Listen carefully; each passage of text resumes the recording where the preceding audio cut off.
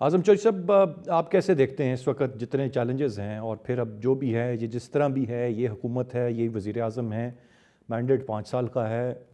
लोग अपने अंदाज़े जो भी लगाएं कि 6 महीने चलेंगे या साल चलेंगे या नहीं चलेंगे, लेकिन हम तो यही दुआगो होंगे, उम्मीद करेंगे 5 साल के लिए मुंतखब हुए हैं, 5 साल डिलीवर करें। कितना पोटेंशियल आपको नज़र आता है? क्या उस वक्त हालात मुवाफ़िक या साजगार नहीं थे जब ये 16 माह के वज़ीर आज़म थे?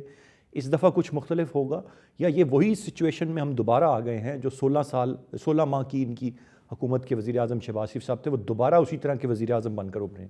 पहली बात तो यह है कि हमने चलती हुई एक हुकूमत थी, अगर वो मुआशी तौर पर या सियासी तौर पर सही परफॉर्म नहीं कर रही थी तो हम अगर उसको 5 साल देते तो शायद एक पार्टी जो उस वक्त बरसरे इक़्तिदार थी वो सियासी मौत मर जाती।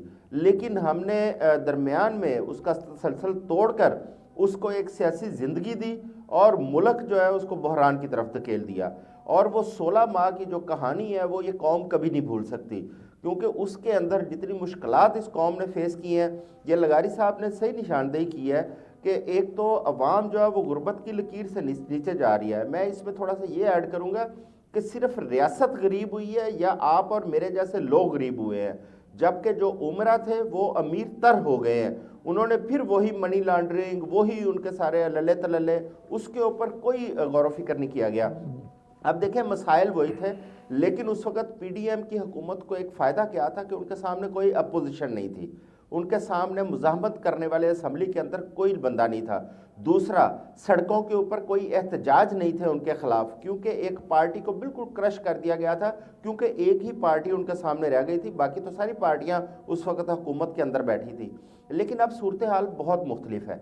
अब अंदर भी एक मजबूत अपोजिशन बैठी है असम्बलियों के, और असम्बलियों के बाहर आप देखें कि तमाम वो लोग जो उनके इत्तेहादी भी रहे हैं, जिसमें मौलाना फजलुर रहमान साहब हैं, जिसमें जीडीए है, जिसके अंदर अपना एएनपी है, जिसके अंदर अब पीटीआई भी शामिल हो गए, ये तमाम पार्टियां ये बाहर भी आपको दमादम मस्क के अंदर करती हुई नजर आएंगी।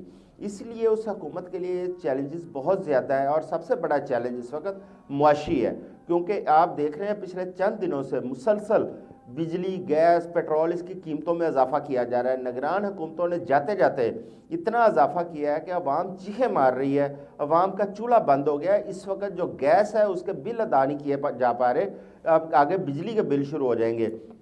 अब ये मुझे कोई ऐसा प्लान नज़र नहीं आ रहा है इस हुकूमत के पास कि ये बिजली, गैस, पानी, इन चीज़ों के बिल कैसे नीचे लेके आएगी, पेट्रोल को कैसे सस्ता करेगी कि आवाम को रिलीफ मिले। क्योंकि आईएमएफ के आपने अगले प्रोग्राम में जाना है मार्च या अप्रैल में, और आईएमएफ की शराइत आप अभी तक पूरी कर रहे हैं जो पिछला प्रोग्राम है, तो आप किस तरह रिलीफ दे पाएंगे?